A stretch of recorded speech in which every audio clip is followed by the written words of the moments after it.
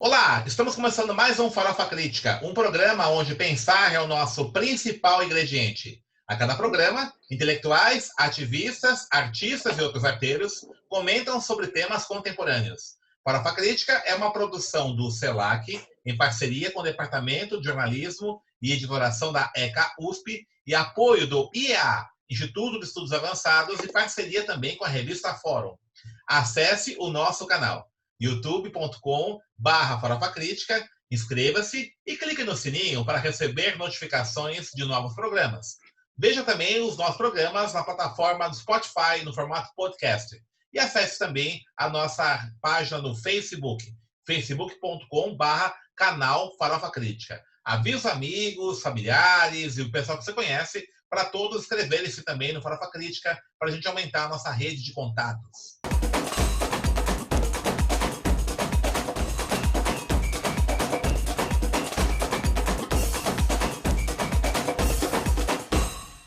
E o Farofa Crítica de hoje recebe o ator Chemuá, ator, poeta, colunista da revista digital Global Sustentável, mas o mais importante é mineiro, né, do sertão de São Francisco. Mineiro, filho de um pedreiro de uma... Nossa, veio antes isso, né? É isso mesmo.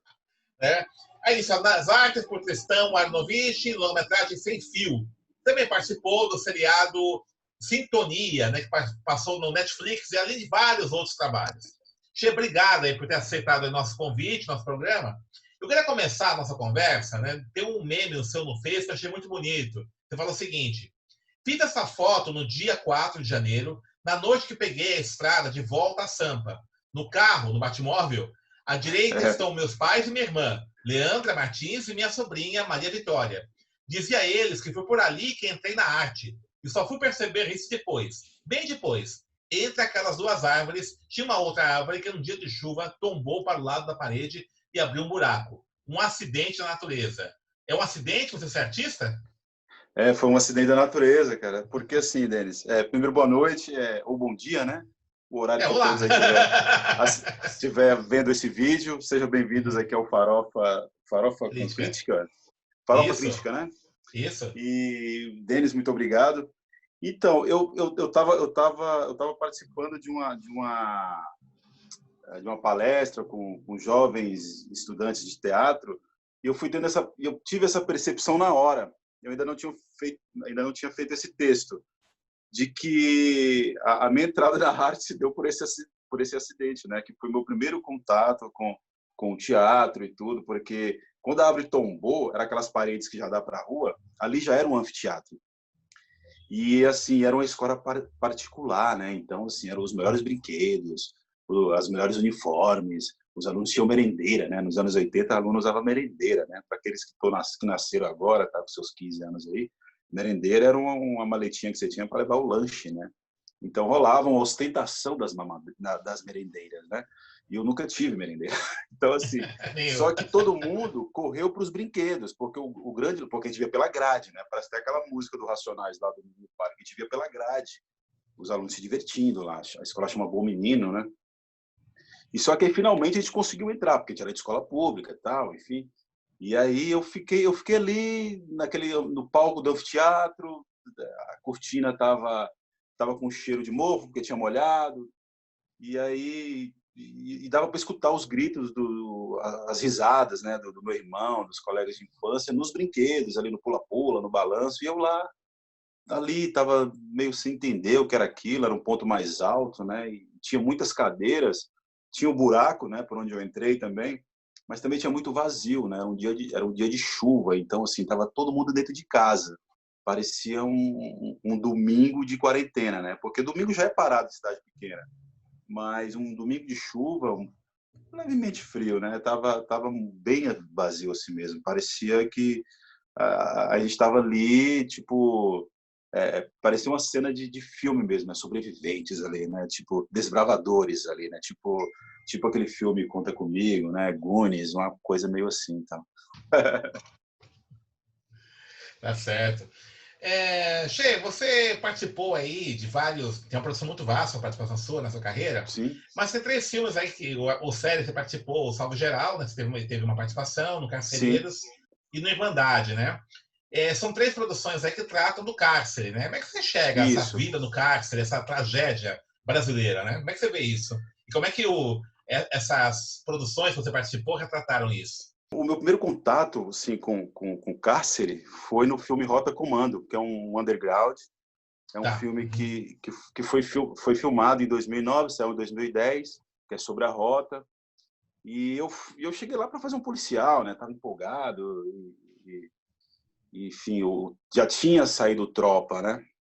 Eu lembro que eu estava fazendo um evento no Play Center e eu comentei com os colegas assim no camarim, tá fazendo Noites do Terror. Assim, ator quando ele fala que está fazendo evento, ele está fazendo isso, está fazendo aniversário, está fazendo animação de festa, está fazendo Play Center, Noites do Terror.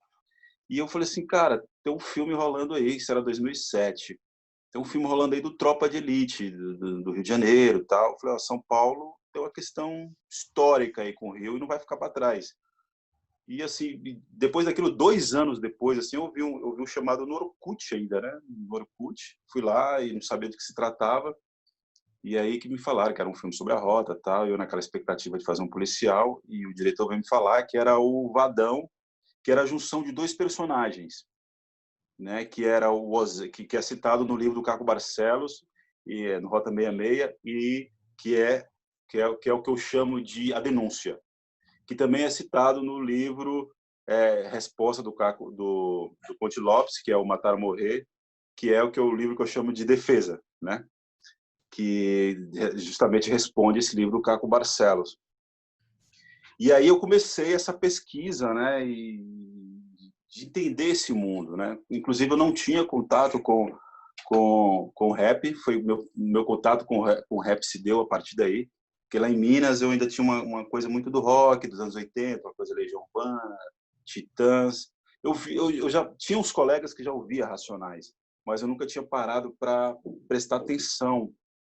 E por causa do Rota, eu comecei a prestar atenção nisso e justamente entender isso.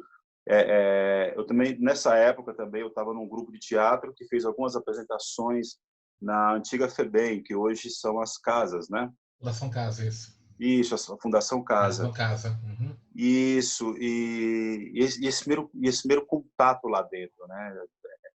É tudo muito rígido, é tudo muito concreto no sentido da palavra mesmo. Os muros são de concreto armado, né? Muito alto, aquela parece um arame farpado, mas naquele chama concertina. Eu acho aquilo agressivo. E eu lembro de Chega um redonda, né? Pouco espinho, né? É. isso, aquilo, ela é totalmente cortante, porque o Uhum. farpado ele só fura onde tem ali os grampinhos, né? A Exato. concertina Uhum. não, ela é toda cortante.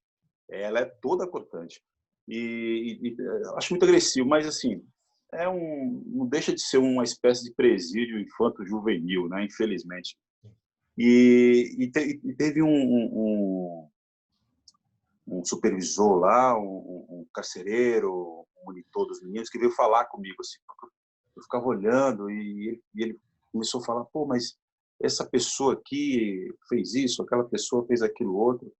É, é, é, porque assim, eu estava muito com essa coisa do humano e ainda continuei com isso, né? Mas era uma peça sobre drogas, eu percebi eles muito emocionados, todos eles assim muito emocionados, uns ficaram mais à parte. Então eu tive esse primeiro choque com o cárcere no teatro. Aí o Rota também já estava acontecendo. Quando eu não estava fazendo o personagem, além das pesquisas, eu também ajudei na produção de varrer set, a CV Cafezinho, Cabo Man, fiz de tudo. Tanto é que para os curiosos aí, curiosos do cinema, se você olhar os créditos do Rota, vai aparecer lá assistente de produção Lucélio Martins, sou eu. Tchê é o artístico, né? Mas mas isso me serviu muito de base para o Carcereiros, e também e logo depois o Irmandade, né? Que está ali contando a história da formação, da facção e tudo mais, como se deu isso nos anos 90. O Carcereiros foi essa dinâmica teve 3 diretores, eu fui dirigido pelo Belmonte, Mas eu já tinha isso, né, de ter feito a peça, de ter tido essa vivência também durante o Rota. Tem uma cena do final do Rota que foi numa cadeia feminina, então eu sabia todo o processo, inclusive tinha celas que tinha, não pegou as meninas lá, mas também foi a primeira vez que eu entrei numa cela, né? Uma cela de verdade, era uma delegacia, mas uma coisa que mexeu muito comigo são os rabiscos da parede, né? Assim, eu acho que 80% das frases na parede da cela são todos remetem à mãe, né? Certo. É impressionante isso, né? Tudo remete à mãe. Aí isso no Rota. Fomos para um presídio no interior aqui de São Paulo, agora não tenho certeza se era Sorocaba, mas era um presídio feminino também, que tá para inaugurar há uns 10 anos. Eu não sei se esse presídio inaugurou. Assim, eu achei uma coisa muito louca, assim, mas ele está 95% pronto, assim, virou locação. E foi uma coisa muito louca quando eu cheguei nesse presídio, assim, né? Ele é na frente do lixão. Então, assim, era afastado da cidade, né? Lógico, afastado da cidade, aquilo que as pessoas não querem ver. O E lixo humano. eu falo assim, cara, mas não deixa de ser dois lixões, né? É tudo que não se quer ver, é tudo que dá um mau cheiro, é tudo que é insalubre, né? E ali prestes a inaugurar. Mas, assim, também com essa aura já que traz isso, né? Do cárcere, né? De todo aquele processo, aquela sala que tem o espelho no chão lá para as mulheres fazer o agachamento, homens também fazem, né? Porque tem Sim. essa questão aí também. Isso é íntima, né? E, é, e no Irmandade, eu fui dirigido pelo Alan Muritiba, que Certo. também dirigiu o Carcereiro. Só que eu não tive contato com o Ali Muritiba no Carcereiro. E o Ali já foi carcereiro, né? Então, Ah, assim, tá. foi uma outra vivência, foi uma outra experiência, um outro laboratório. Assim, até aproveitando, Denis, o seu programa, porque, Uhum. assim, eu sei que é muito duro isso, né? Porque sempre as pessoas apontam, não, mas estão lá porque merecem, estão lá porque é isso, estão lá porque são aquilo. Mas, assim, claro que tem o outro lado, tem o lado da vítima, tem esse lado, sim, né, de pessoas que sofrem, sofreram, mas são pessoas, né?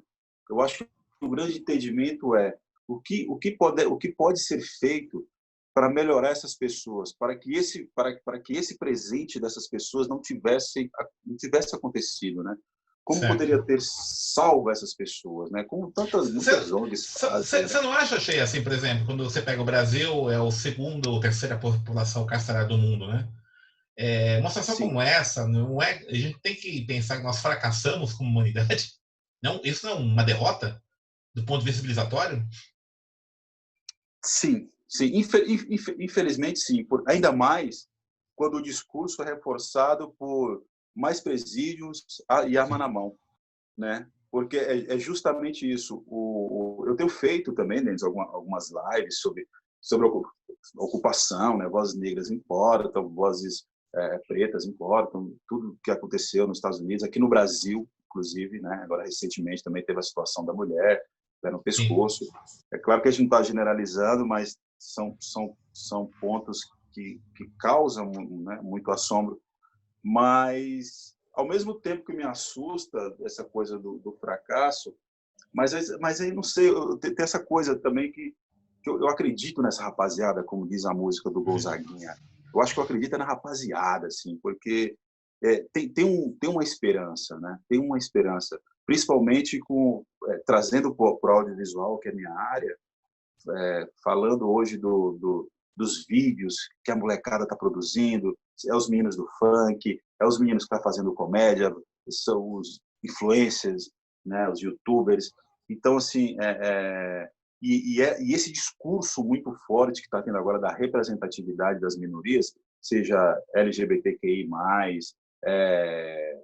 seja dos negros, seja das mulheres, enfim, todas essas manifestações, isso tem uma influência muito forte na educação, né? E dessas pessoas que estão em torno desses grandes lutadores, né? E defensores dos seus direitos, né? Então assim, eu tenho esperança nesse sentido também. E a informação está muito disseminada, né? Infelizmente, Certo. né, Denis? Infelizmente, Bem pro hoje mal, né? mesmo, por exemplo, eu participo de um grupo, assim, eu tenho alguns grupos de WhatsApp, inclusive lá de Minas, e alguém postou, enfim. Aí eu fui pesquisar aquilo, e foi muito fácil de ver que era fake news, eu já desconfiei de cara, né? Aí eu fui e mandei uma mensagem: ô fulano, cuidado aí, cara, verifica primeiro, tal. Claro, você tem o seu direito de criticar, de se manifestar. Pô, mas é complicado isso, né? Embora ainda que pareça perdida, aquilo, né? A gente está nessa luta, enxugando gelo, seguindo, Eu, dando 3 passos para frente, 2 para trás, depois 3 para trás e 1 para frente. Mas a gente vai seguindo, a gente vai lutando. Eu tenho esperança, assim, que nesses próximos 10 anos, principalmente falando de audiovisual, a molecada da favela está filmando.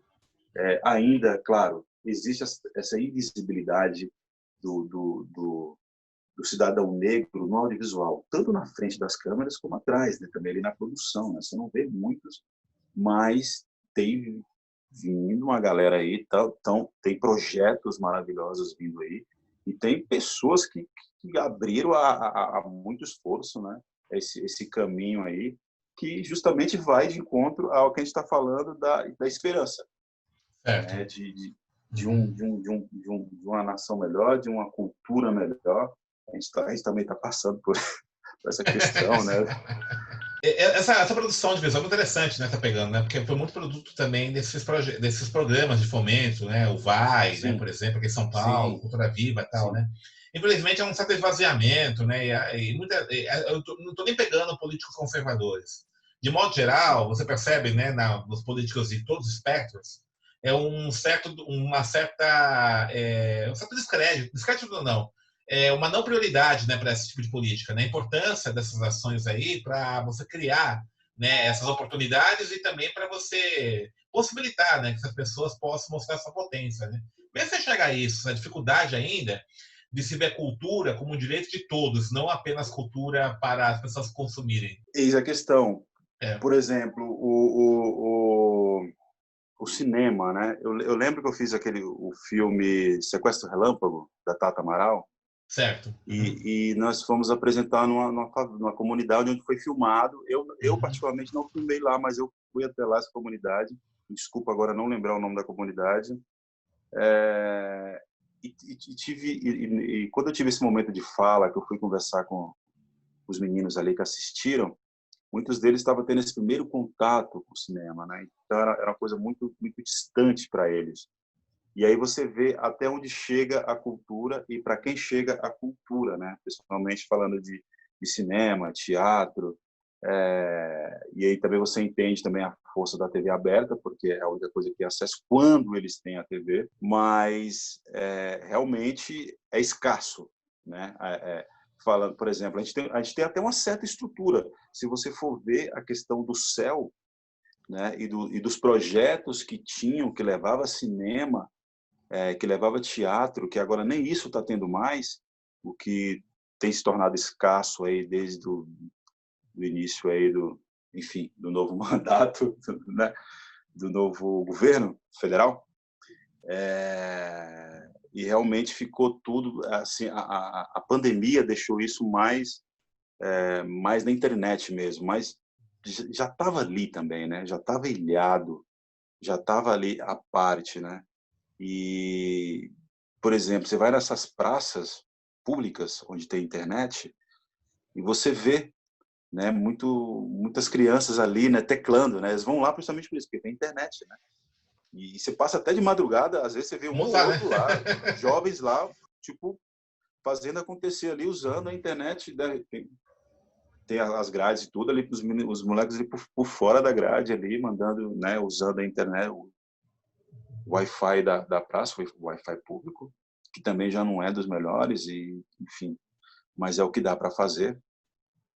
Nem pago é Mas bom, né? é, mas é muito duro, viu, Denis? Assim, por exemplo, eu estava revisitando o livro O Quarto de Despejo, da Carolina. Então, assim, infelizmente, ela está falando de 1958, né? Aí você vem para 2020, é tudo tão presente, né? E é interessante isso, assim, porque tem um documentário alemão que eu consegui achar algumas coisas sobre a Carolina, que ainda saiu algumas coisas que na época não pôde sair, justamente porque era proibido falar a palavra fome, né? Então, assim, era a negação do problema, né? Se a gente não fala do problema, o problema não Não existe, existe. né? E às vezes quando a gente vê assim pessoas próximas falando volta à ditadura, volta, né? Então, aí você fala assim, pô, então tinha o problema, só que era proibido falar do problema. Ela sofreu com isso também, com o livro dela, com esse documentário que foi feito eu acho que de uma diretora alemã. Mas juntar as forças, a resistência e fortalecer o coletivo, ainda que através do digital, né, para que o anseio não morra. O anseio não morra justamente devido à falta de incentivo e o que vai gerando uma desestrutura, né, o que vai impactar lá na frente. A gente está diante de um momento complicado, né? A gente está diante disso. Acho que é um momento Mas interessante para a gente até refletirmos, né? Como, sim, como sim, humanidade, como sociedade, né? sim, porque e o que acaba também falando também dessa questão do racismo, falando dessa discriminação, da discriminação social, na questão do dinheiro, né? Da precariedade do ser humano, né? Essa coisa, enfim, que nós temos, que infelizmente ainda persiste, né? E se lucra através disso, infelizmente.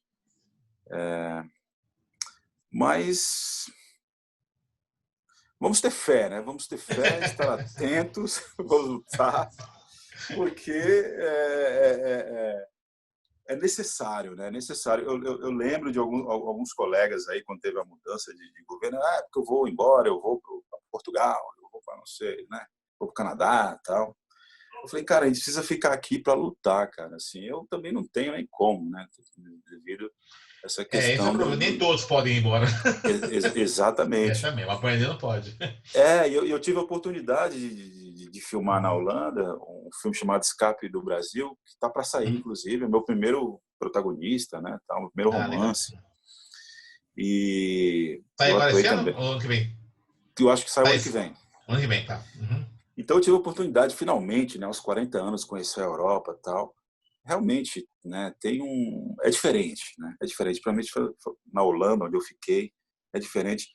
Mas isso me deu mais vontade de voltar, de falar assim, não, cara, a gente precisa cuidar da nossa casa, né? Cuidar do nosso lar, que se chama Brasil, né? E isso se faz extremamente necessário, né? Assim, é, é, a gente tem que lutar, né? A gente tem que resistir, né? A gente tem que ser essa resistência e tem que persistir nisso, porque senão começa a debandar todo mundo para essas Elysiums, né? Seja elas nos Estados Unidos, seja ela na Europa, todo mundo fugindo para esses grandes condomínios, né? Esses condomínios, né? Ora europeu, ora norte-americano, enfim. E o Brasil mesmo se tornando uma grande favela esquecida, né? É muito louco isso, né? Mas a gente tem que persistir, tem que ficar, e tem que lutar, e tem que seguir em frente. Você enxerga, Che, que essa preocupação que você está expressando aqui, né, tudo, está presente na maior parte, por exemplo, nesse universo artístico ou não? Ou só alguns aí? Você é Denis, a exceção ou você é a regra? cara, assim, infelizmente, assim, a gente o fator mídia é muito complicado, né? É muito complicado. A maioria das pessoas, às vezes, não quer se envolver, então elas ficam neutras, né? Fica em cima do muro. Então, veio essa onda devido ao que aconteceu com George Floyd, e aqui no Brasil já tinha acontecido, né? Com João Pedro, teve o Guilherme também, teve os 80 tiros. E então isso isso ficou mais explícito nas lives, né? Mas realmente, por uma parte, tem uma despreocupação. E a gente tem que estar ali, né? Tipo, alertando, tipo, ó, tá acontecendo isso, tá acontecendo aquilo, a gente precisa fortalecer o coletivo. Aí aparece alguém que fala, isso você é comunista, isso é coisa de comunista. Ainda tem a questão do nome, né? Comunista e tal. É Che, né? Mas, E você adotou esse nome por causa do Che Guevara mesmo? Não. Denis, o Che, cara, era o nome do meu cachorro. Aí eu ia jogar vôlei, né? Aos domingos numa escola pública. E aí rolava aquele bullying, né? Tipo, o nome do cachorro era quando eles iam me chamar, bora lá, Tchê, que era para me sacanear, né? Mas aí essa coisa foi tomando forma, né? E quando eu peguei o primeiro filme, que foi o Sem Fio, eu não tinha um sobrenome, né? E eu tenho uma viagem, assim, com a música do Pink Floyd, High Hopes, né? Que eu não sei por que ela me remete à Ilha de Páscoa. E o Moais é Moal mesmo, da Ilha de Páscoa, né? Tá no plural, Moais. Porque eles me passam assim, ao mesmo tempo que é assustador, que são estátuas de 10 metros, nunca fui na Ilha de Páscoa, espero um dia aí, mas ao mesmo tempo que elas assustam, elas passam tranquilidade, né? E o Moais também quebra o Guevara, se você for lá, a questão aí da sonoridade e tudo. Mas só que aí eu não sabia que o Che Moais tem uma conotação que lembra o Chemois, né? Em francês. Chemois, A Tata Amaral mesmo me chamava de Chemois. Aí ela falava, você pode chamar? Eu falei, tranquilo. Né? Por exemplo, tem gente que fala Thier, né? Como se tivesse um T ali. Tudo bem, eu falei, tá tranquilo. Só mantém o crédito, né? A pronúncia é livre, né? Porque, enfim, eu sinto que cada pessoa tem a sua particularidade de falar, né? Mas eu coloquei até nas minhas redes sociais, agora tá lá o Chemois, né? Francês lá, né? Que me disseram, assim, eu não manjo francês, que me disseram que significa minha casa, né? Foi que legal, porque o corpo é a casa da alma, né? Então achei legal isso, mas foi sem querer, eu não tinha pensado nisso, não. É o cachorro Ilha de Páscoa. E a única preocupação era o Moais era juntar essa viagem com essa música do Pink Floyd e quebrar também o Guevara, porque a comparação é inevitável, né? Já fui provocado, já fui, né, questionado por causa do nome e tal, mas enfim, acho que faz parte, né? Acho que a gente vai conversando e procurando esclarecer os pensamentos, né? Deixando tudo mais tranquilo. Legal. Poxa, está terminando nosso programa aqui já. Você vai lançar o Escape from Brazil, né? Seu filme? Isso. Você é protagonista? Você tem mais algum projeto envolvido atualmente ou não? Tem o Escape do Brasil, que é com a Bruna Oliveira e com a Ing Vidélia. Agora ela colocou Sintropia. Ela fez a Princesa Leia no Star Wars Rogue One, acho que é isso. Mas, assim, fizeram aquele efeito no rosto dela, né? Porque para ficar com o rosto da Leia. E eu não falo inglês, mas aí o diretor, eu decorava algumas frases, né? Foneticamente ali e tal. Tá para sair. Tem outro filme chamado Braço Direito, também onde eu faço um policial do Renato, direção do Renato Richard. E tá para sair também agora o ano que vem. Eu faço um policial civil com o Denis Derican, é isso? Denis, isso, com o Denis. Eu sempre fico meio confuso no sobrenome dele. O Denis, inclusive o Denis é o protagonista, mora ali, né? A gente tá ali, né? Ele faz um policial também, enfim, meio corrupto e tal. É um filme legal. E tem 2 projetos, né, para filmar, mas aí estamos esperando a pandemia, né? Mas eu acho que vai ficar pro ano que vem, né? Inclusive, um desses projetos eu tenho que estar ali com uns 80 quilos, 85. Eu estou com 100 quilos, eu engordei 10 quilos nessa quarentena.